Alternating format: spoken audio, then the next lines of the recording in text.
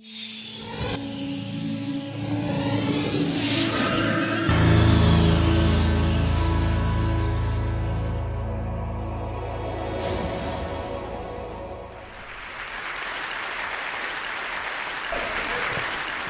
I'll start with this. A couple of years ago, an event planner called me because I was going to do a speaking event. And she called and she said, I'm really struggling with how to write about you on the little flyer. And I thought, well, what's the struggle? And she said, well, I saw you speak, and I'm going to call you a researcher, I think, but I'm afraid if I call you a researcher, no one will come because they'll think you're boring and irrelevant. And I was like, okay. And she said, but the thing I liked about your talk is, you're a storyteller. So I think what I'll do is just call you a storyteller.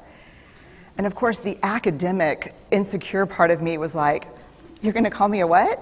And she said, I'm going to call you a storyteller. And I was like, oh, why not Magic Pixie?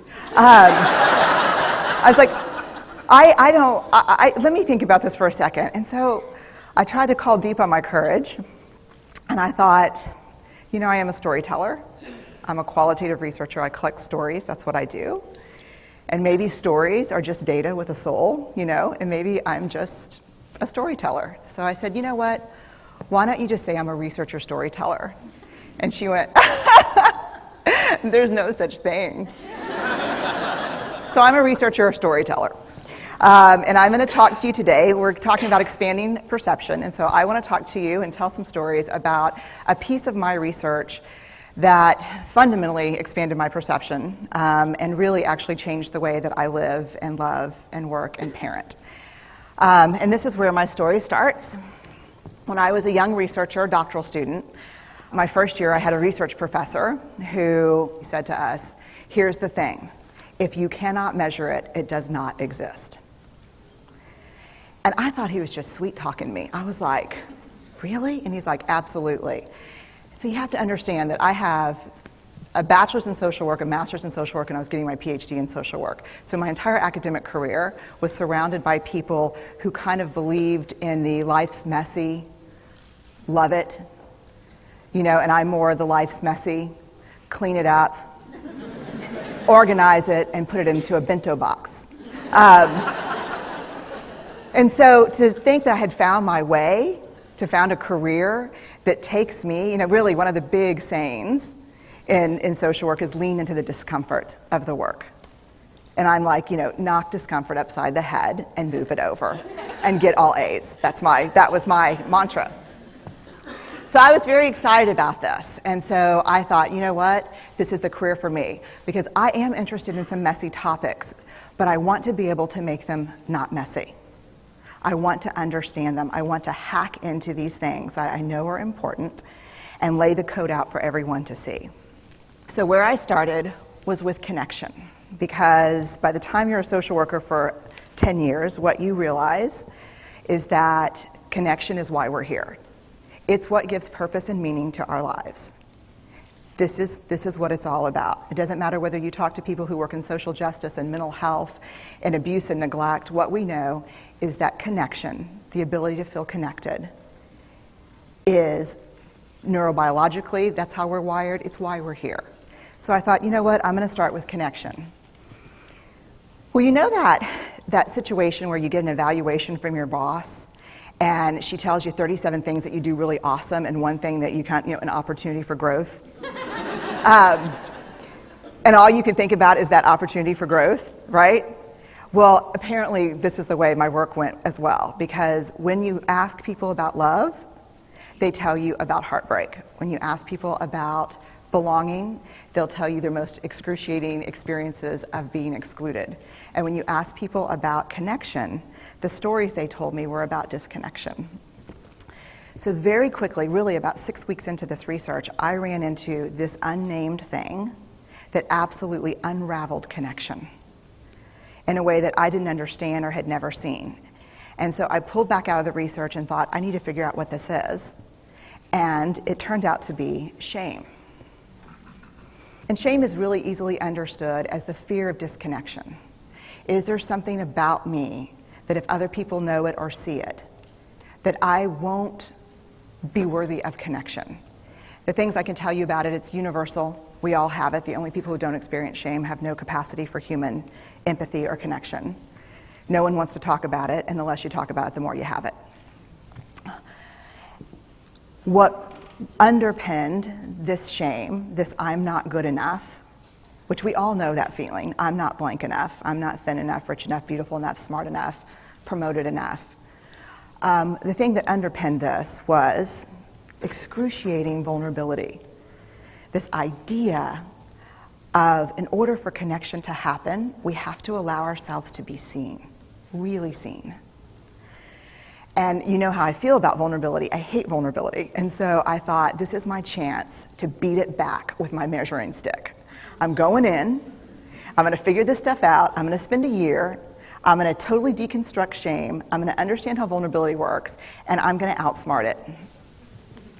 So I was ready. And I was really excited. As you know, it's not going to turn out well. You know this. So I could tell you a lot about shame, but I'd have to borrow everyone else's time. But here's what I can tell you that it boils down to. And this may be one of the most important things that I've ever learned in the decade of doing this research. My 1 year has turned into 6 years, thousands of stories, hundreds of long interviews, focus groups. At one point, people were sending me journal pages and sending me their stories, thousands of pieces of data. And 6 years. And I kind of got a handle on it. I kind of understood this is what shame is, this is how it works. I wrote a book, I published a theory, but something was not okay. And what it was is that if I roughly took the people I interviewed and divided them into people who really have a sense of worthiness, that's what this comes down to, a sense of worthiness. They have a strong sense of love and belonging. And folks who struggle for it, and folks who are always wondering if they're good enough. There was only one variable that separated the people who have a strong sense of love and belonging and the people who really struggle for it, and that was the people who have a strong sense of love and belonging believe they're worthy of love and belonging. That's it. They believe they're worthy. And to me, the hard part of the one thing that keeps us out of connection is our fear that we're not worthy of connection, was something that personally and professionally I felt like I needed to understand better. So what I did is I took all of the interviews where I saw worthiness, where I saw people living that way, and just looked at those. What do these people have in common? And I have a slight office supply addiction, but that's another talk. So I had a manila notebook, a manila folder, and I had a Sharpie. And I was like, what am I going to call this research? And the first words that came to my mind were wholehearted. These are kind of wholehearted people living from this deep sense of worthiness. So I wrote at the top of the manila folder. And I started looking at the data. In fact, I did it first in this in a 4-day, very intensive data analysis where I went back, pulled these interviews, pulled the stories, pulled the incidents. What's the theme? What's the pattern?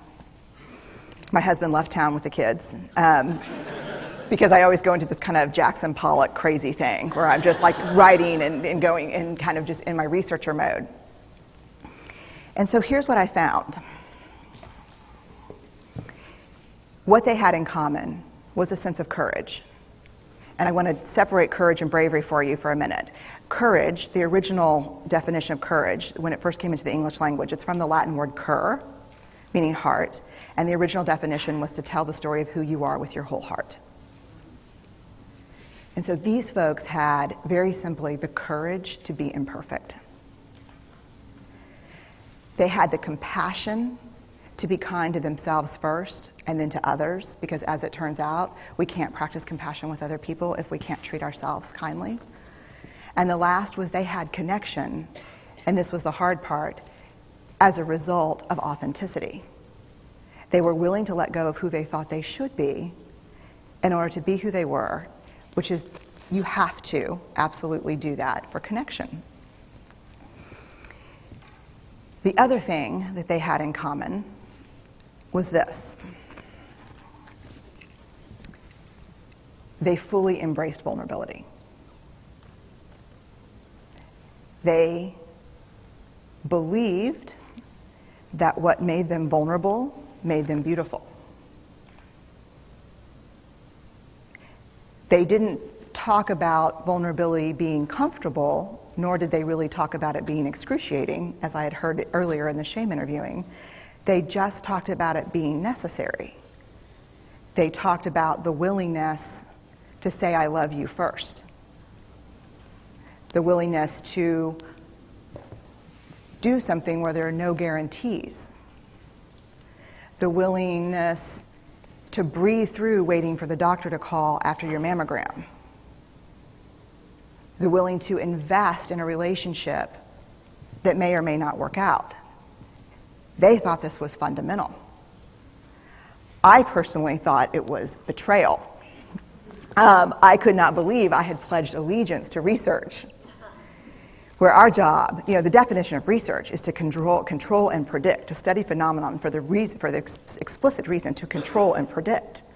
And now my mission to control and predict had turned up the answer that the way to live is with vulnerability and to stop controlling and predicting.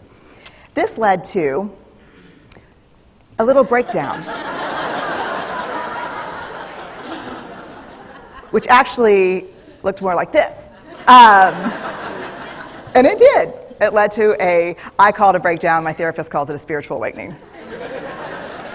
Spiritual awakening sounds better than breakdown, but I assure you it was a breakdown. And I had to put my data away and go find a therapist. Let me tell you something. You know who you are when you call your friends and say, I think I need to see somebody. Do you have any recommendations? Because about 5 of my friends are like, woo, I wouldn't want to be your therapist. And I was like, what does that mean? And they're like, oh, I'm just saying, don't bring your measuring stick. Okay. So I found a therapist. My first meeting with her, Diana, I brought in my list of the way the wholehearted live. And I sat down, and she said, how are you? And I said, I'm great, I'm okay. And she said, what's going on? And I said, and this is a therapist who sees therapists, because we have to go to those because their BS meters are good. And so I said, here's the thing, I'm struggling. And she said, what's the struggle? And I said, well, I have a vulnerability issue, and I know that vulnerability is kind of the core of shame and fear and our struggle for worthiness, but it appears that it's also the birthplace of joy, of creativity, of belonging, of love, and I think I have a problem, and I need some help. And I said, but here's the thing, no family stuff, no childhood shit, I just need some strategies.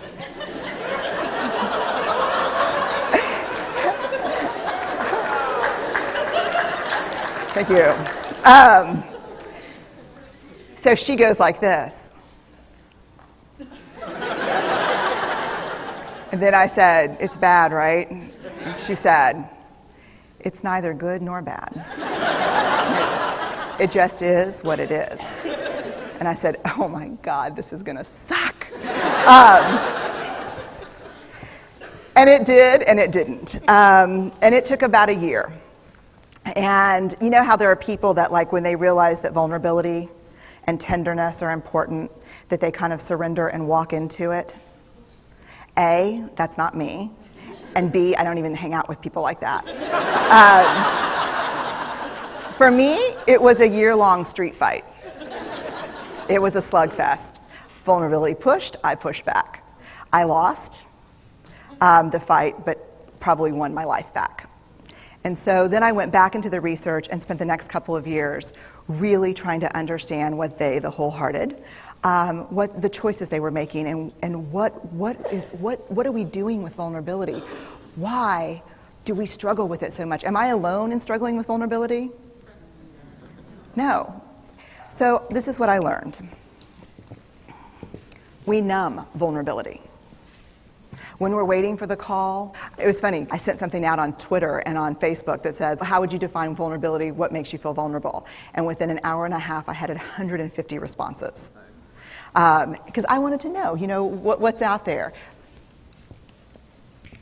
Having to ask my husband for help because I'm sick and we're newly married. Initiating sex with my husband. Initiating sex with my wife.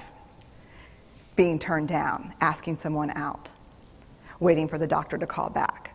Getting laid off. Laying off people. This is the world we live in. We live in a vulnerable world. And one of the ways we deal with it is we numb vulnerability. And I think there's evidence. And it's not the only reason this evidence exists, but I think that it's a huge cause.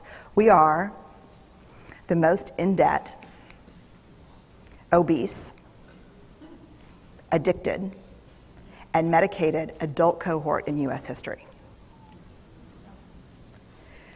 The problem is, and I learned this from the research, that you cannot selectively numb emotion. You can't say, here's the bad stuff.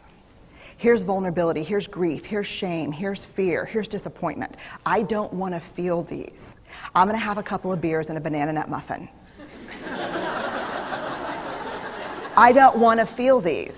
And I know that's knowing laughter. I hack into your lives for a living. I know that's, God. You can't numb those hard feelings without numbing the other affects or emotions. You cannot selectively numb. So when we numb those, we numb joy. We numb gratitude. We numb happiness. And then we are miserable and we are looking for purpose and meaning. And then we feel vulnerable. So then we have a couple of beers and a banana nut muffin. And it becomes this dangerous cycle. One of the things that I think that we need to think about is why and how we numb. And it doesn't just have to be addiction. The other thing we do is we make everything that's uncertain certain. Religion has gone from a belief in faith and mystery to certainty. I'm right, you're wrong, shut up. That's it. Just certain. The more afraid we are, the more vulnerable we are, the more afraid we are. This is what politics looks like today. There's no discourse anymore. There's no conversation. There's just blame. You know how blame is described in the research? A way to discharge pain and discomfort. We perfect. If there's anyone who wants their life to look like this, it would be me. But it doesn't work, because what we do is we take fat from our butts and put it in our cheeks. Which just, I hope in 100 years people will look back and go, wow. And we perfect, most dangerously, our children. Let me tell you what we think about children. They're hardwired for struggle when they get here. When you hold those perfect little babies in your hand, our job is not to say, look at her, she's perfect. My job is just to keep her perfect, make sure she makes the tennis team by 5th grade and Yale by 7th grade. That's not our job. Our job is to look and say, you know what? You're imperfect and you're wired for struggle, but you are worthy of love and belonging. That's our job. Show me a generation of kids raised like that and we'll end the problems I think that we see today. We pretend that what we do doesn't have an effect on people. We do that in our personal lives. We do that corporate, whether it's a bailout, an oil spill, a recall. We pretend like what we're doing doesn't have a huge impact on other people. I would say to companies, this is not our first rodeo, people. We just need you to be authentic and real and say, we're sorry, we'll fix it. But there's another way, and I'll leave you with this. This is what I have found. To let ourselves be seen. Deeply seen. Vulnerably seen. To love with our whole hearts, even though there's no guarantee. And that's really hard, and I can tell you as a parent, that's excruciatingly difficult. To practice gratitude and joy in those moments of kind of terror when we're wondering, can I love you this much? Can I believe in this passionately? Can I be this fierce about this? Just to be able to stop and instead of catastrophizing what might happen, to say, I'm just so grateful. Because to feel this vulnerable means I'm alive. And the last, which I think is probably the most important, is to believe that we're enough. Because when we work from a place, I believe, that says, I'm enough, then we stop screaming and start listening. We're kinder and gentler to the people around us, and we're kinder and gentler to ourselves. That's all I have. Thank you.